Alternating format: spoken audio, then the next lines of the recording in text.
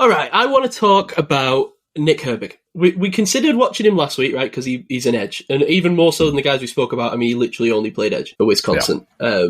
Nick Herbig, 6'2", 240-pound, literally just plays edge. I mean, if you're going into the woods to smoke weed to make actions, you're going into a cave to smoke ayahuasca or whatever you do. Drink ayahuasca? No, you drink it. You drink it. This is a hard projection because there's no linebacker play on tape, is there? Yeah, exactly. Obviously, brother of Nate Herbig, who we just brought in at guard, and if you want to picture it, I mean, Nick Herbig is literally playing where TJ Watt played. In the same school. So Same spot. We considered, I think you even had him on your list last week when we talked about edge. I said, let's wait because everybody is saying, he's projected to play off-ball linebacker. So let's watch him for this week. And obviously there's plenty of guys at edge, so a bit more space here. He's an interesting dude, and I'll get to it. So more than 20, I stole this right from Lance Zierlein of NFL.com. More than 26% of his career tackles resulted in lost yardage. Love that. Let's talk about his pass rush. I think he shows great bend coming off the edge. He's got some really powerful arm usage, ripping and chopping, keeps blockers from engaging his pads. I was so impressed with his acceleration and hand fighting that I had to write it twice. And here's what I want to say, and I'm going to get into it in a bit more detail in a second. I got to be honest, and I really hope that I'm not helmet scouting him because of TJ Watt. But I think he looks the real deal, man. And I actually wrote, maybe he could stay at outside linebacker, ... So here's the concern, right? And the reason everyone's like, he can't play edge, he can't play outside linebacker. The size. He weighed in 240 pounds at the combine, but a lot of people are sort of saying, is that a lot of water weight? He was listed at 228 pounds, playing weight. He also has poor arm length, like really poor. So I think really I was looking at this. What is it? We don't draft anyone at outside linebacker, basically, that plays with less than 33-inch arms. That's the cutoff. Generally, league-wide, that's like, if you're under 33, you're undraftable. You need to be doing something very special to be drafted at edge, or really any position around the box with under 33 arms. What's this guy got? You got it from this guy's got 31. 31 and so 18th percentile. Yeah.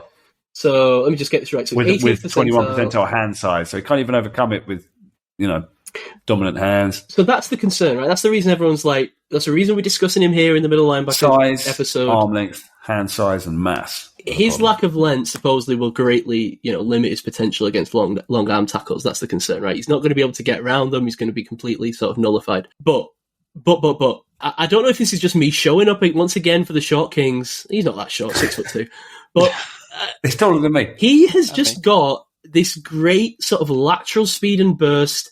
He's a great edge setter in the run game. I love it. And do you know what? He's been productive at Wisconsin, where guess what? TJ Watt was productive. He hauled in 20 sacks over the last 2 seasons. I think that speaks volumes in this case where we're talking about, is he going to be able to operate, at a high production level at the next level? He's got this, high motor that you probably expect from a Wisconsin outside linebacker, always looks to finish plays, is rewarded for it.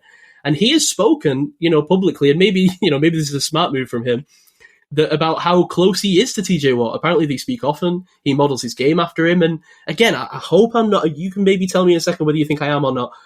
I think you can see a little bit of it. Now, I'm not saying he's TJ Watt. Let's just back right up before we get into that. Obviously, he's not TJ Watt. But just in the way that he's using his hands, the way he dips and rips, the way he's so active at the point of attack, he does. It is clear to me that he styles his game a little bit after TJ Watt. He's comfortable dropping into zone coverage. He can do that. He can disrupt a passing lane. He loves getting up there to try and block passing lanes with his hands.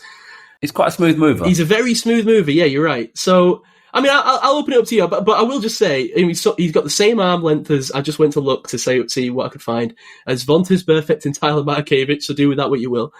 And there's not a slew of great outside linebacker names with under 32-inch arms at all, but there's just something about his game I like. He just manages to get into the backfield so quickly by hook or by crook, and maybe I'm just blinded by the helmet, but I'm interested to see what you think because do you know what? I'm going to make him my edge sleeper because I didn't have one. Oh. Screw it, he's staying at edge.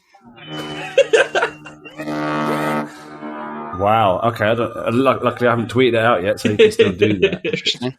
I like the guy. I'm not sure I'd go far as sleepering him, but I definitely see the potential there. I mean, you could see ways of him getting on the field as a special teamer immediately. He's a guy you can see like blocking punts and stuff, can't you? Like just bursting through the line and just doing that, jumping out with 2 hands and blocking field goals or whatever. And you could see him like at the end of his first season becoming a situational pass rusher, either blitzing or from like a kind of hybrid sub-package edge position. So I think you could see him playing outside linebacker, definitely in certain snaps. So I do think there's a role here.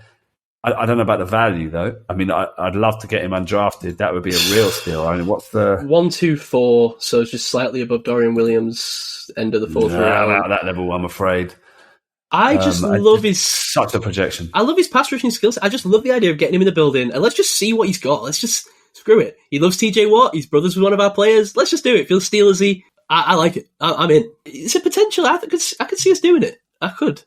Is there any out of that value? I like the player. Yeah. I like the player a lot, and get him in the 6th round. And there is talk that he could, be that guy who is there in the 6th round. So I don't think it's impossible. These consensuses, when you get to this level, are a bit all over the place. Obviously, a player who plays that position at Wisconsin, his brother of a current NFL player, probably getting a little bit overdrafted in certain places. So next, TJ Watt, let's go.